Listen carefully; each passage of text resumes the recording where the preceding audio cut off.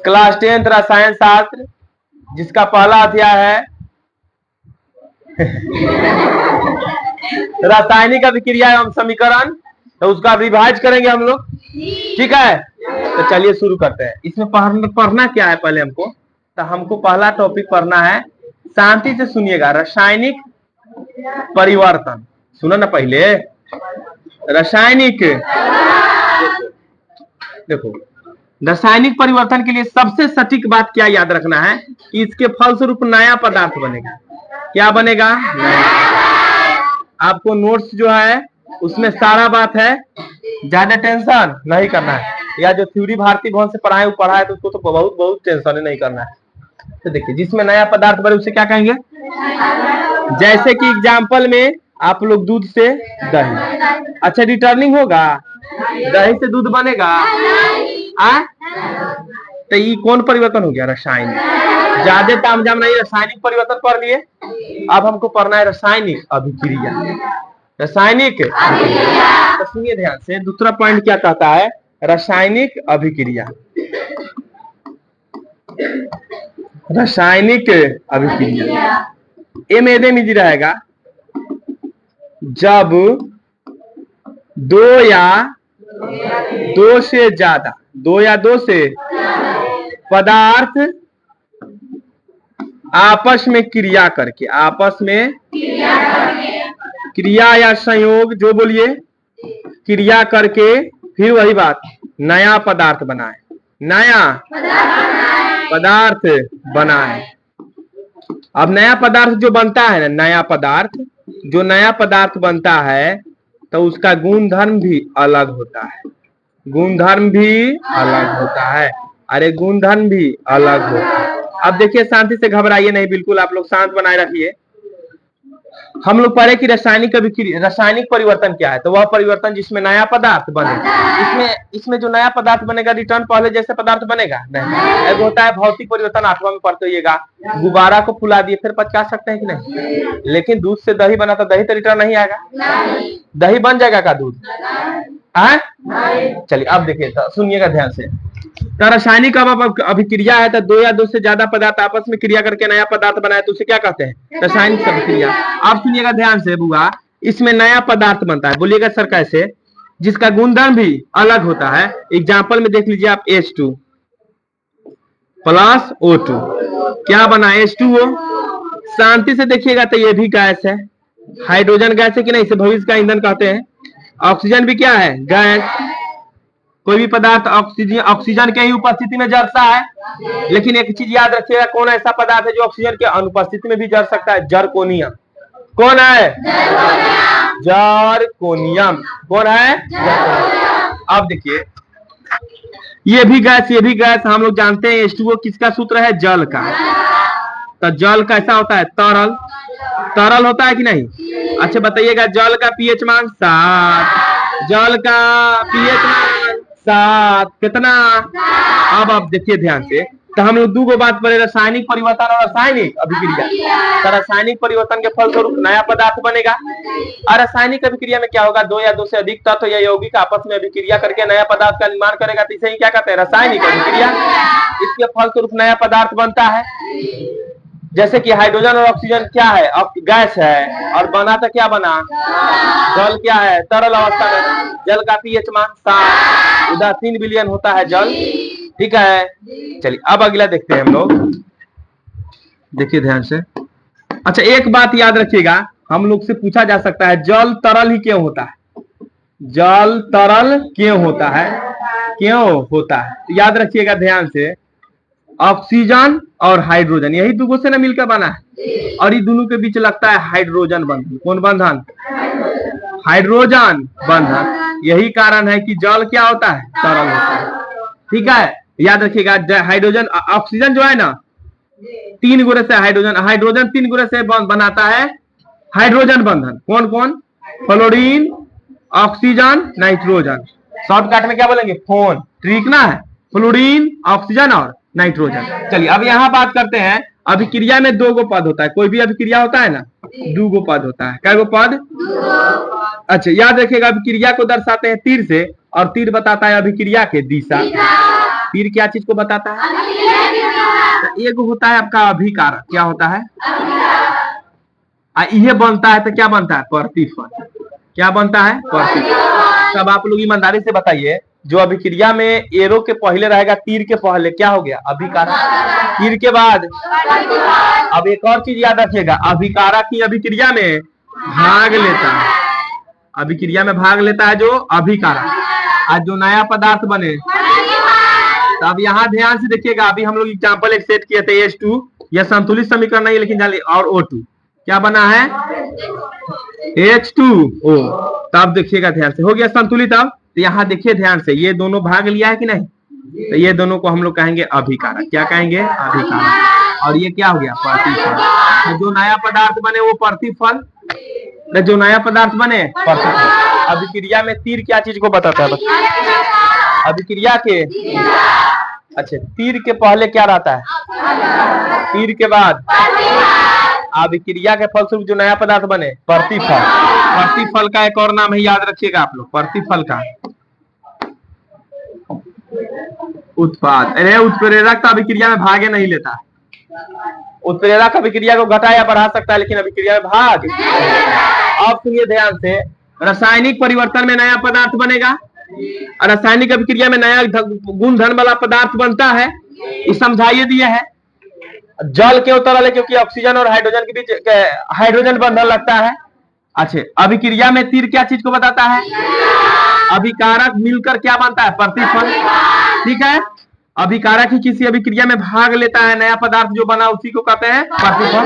यहाँ एग्जाम्पल से समझ सकते हैं, हाइड्रोजन और ऑक्सीजन भाग लिया है और प्रतिफल क्या बना है? जल। तो यही ना बना है। अब आइए इधर, अब हम और बात पढ़ते हैं। अब एक होता है रासायनिक समीकरण। रासायनिक, आप सुनिएगा ध्यान से, क्या पढ़ना है हम लोग को? रासायनिक समीकरण। एकदम इजी है। रासायनिक अभिक्रिया को, रासायनिक अभिक्रिया को दो तरह से अगर दर्शा दे हम लोग, सूत्र और संकेत द्वारा। अरे दो तरह से, सूत्र और संकेतों द्वारा। तो रासायनिक अभिक्रिया को अगर हम सूत्र और संकेत द्वारा दर्शाएंगे तो उसी को कहते हैं रासायनिक समीकरण। सूत्र और संकेत द्वारा दर्शाएं तो क्या कहेंगे? रासायनिक समीकरण। अब बताइए, रासायनिक अभिक्रिया में तीर कथी को बताता है? तीर के पहले, तीर के बाद। क्लियर? महीना फीस कब मिलेगा? चलिए, इतना बात तो समझ गए। जब रासायनिक अभिक्रिया में अभिक्रिया को सूत्र और संकेत के द्वारा दर्शाएं, क्या करें? तो इसे ही क्या कहते हैं? रासायनिक समीकरण। रासायनिक समीकरण। अब देखिए एग्जाम्पल में अगर हम ऐसे लिखेंगे, carbon plus oxygen, carbon plus, तो ये क्या हो गया आपका? Carbon dioxide, carbon dioxide. अच्छा, यहाँ से एगो चीज हमको मिला, एगो चीज हम लोग जानने कि ये जो बंदा लोग है और इधर जो बंदा लोग है तीर के बाद वाला, सुनिएगा ध्यान से, इसमें यही है कि इसको कहेंगे हम लोग प्रति, और इसको क्या कहेंगे? अभिकारक। अब देखिए ध्यान से सुनिएगा, तीर क्या बताता है? अभिक्रिया के दिशा को, कथी को?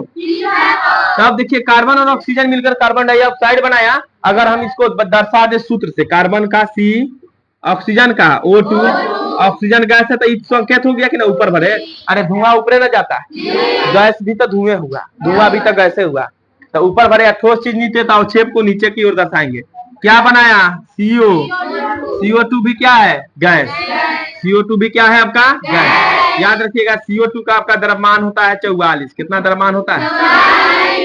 एक मतलब है जल का द्रव्यमान होता है आपका 18। कितना होता है?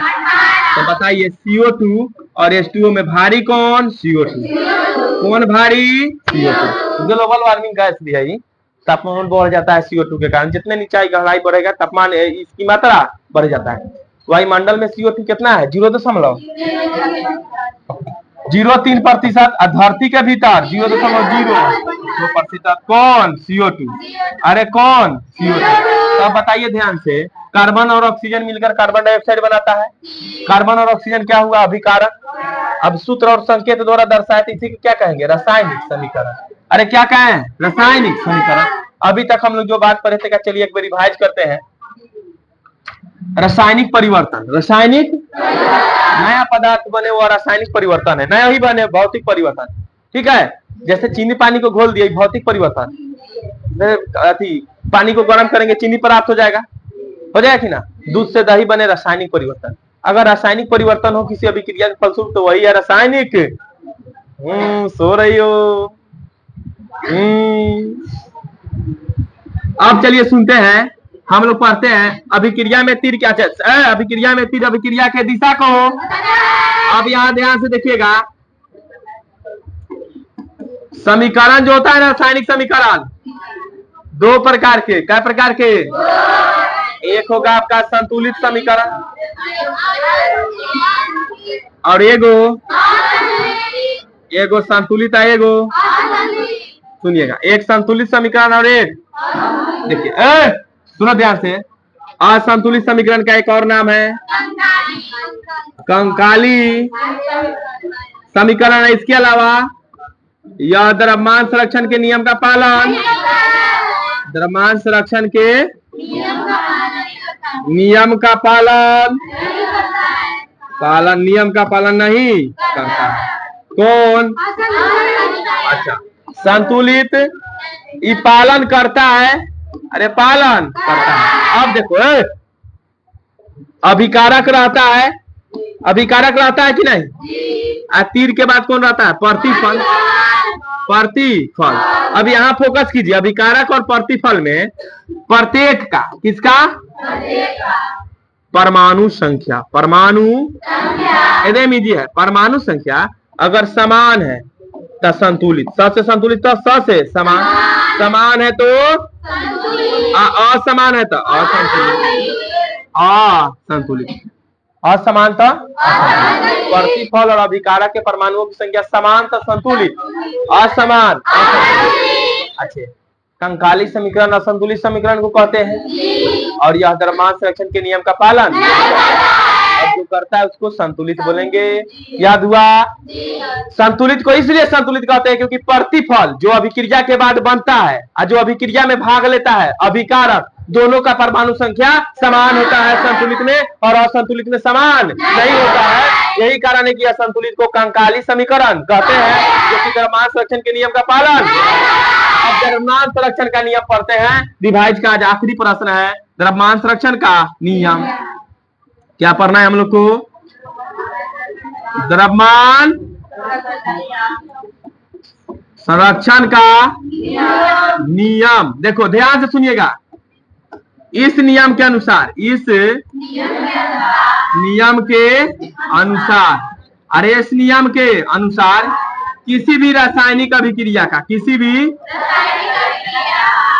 रासायनिक अभिक्रिया के फल स्वरूप, रासायनिक अभिक्रिया के फल स्वरूप द्रव्यमान, द्रव्यमान नहीं, किसी भी रासायनिक अभिक्रिया के फल स्वरूप द्रव्यमान, जैसे सुनो,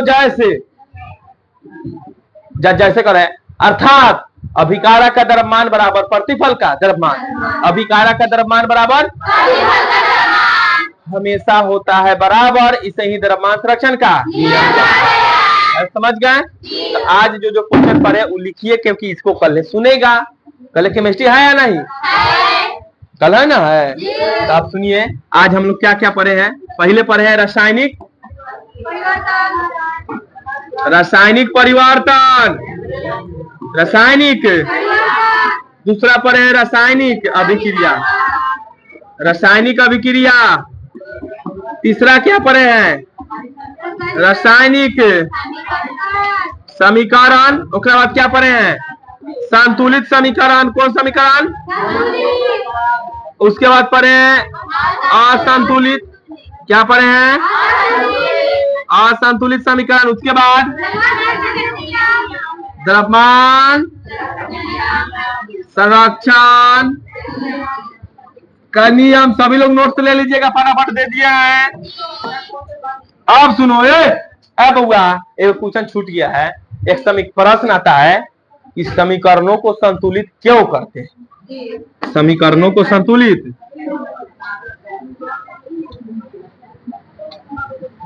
यहां सुनिए ध्यान से। आपका प्रश्न रहेगा समीकरणों को संतुलित, अरे समीकरणों को क्यों? अब तक चुपचाप रहो, फिर चिल्लाने कह रहा है। चुप रहे। लिख कौन रहा है? लिख कह रहा है। समीकरणों को संतुलित क्यों करते हैं? एकदम इजी है। क्या बोलेगा पब्लिक? द्रव्यमान संरक्षण के नियम का पालन करने के लिए, द्रव्यमान संरक्षण के नियम का पालन करने के लिए, द्रव्यमान संरक्षण के नियम का पालन करने के लिए। तो अभी तक हम लोग ये पढ़ाए हैं आप लोग को 5 क्वेश्चन, यही ना 6 आप लोग को कल सुनेंगे हम, एकदम इजी होमवर्क। और इसके अलावा 60 को ऑब्जेक्टिव हो गया केमिस्ट्री का जो कराए हैं हम। अब इस तरह पूरा 100% डिवाइड होगा। आप सुनिए शांति से। रासायनिक परिवर्तन के बारे में फिर से पढ़ते हैं। इसके फलस्वरूप नया पदार्थ बनेगा। रासायनिक अभिक्रिया, जिस अभिक्रिया में रासायनिक परिवर्तन हो या नया गुणधर्म वाला पदार्थ बने, रासायनिक अभिक्रिया को हम लोग अगर समीकरण द्वारा, सूत्र और संकेत द्वारा, तो रासायनिक समीकरण। अब अगर दोनों और अभिकारक और प्रतिफल में परमाणु संख्या समान हो तो संतुलित। असमानता द्रव्यमान संरक्षण के नियम के अनुसार किसी भी अभिक्रिया के फलस्वरूप द्रव्यमान नहीं बदलता है। इसे ही क्या कहते हैं?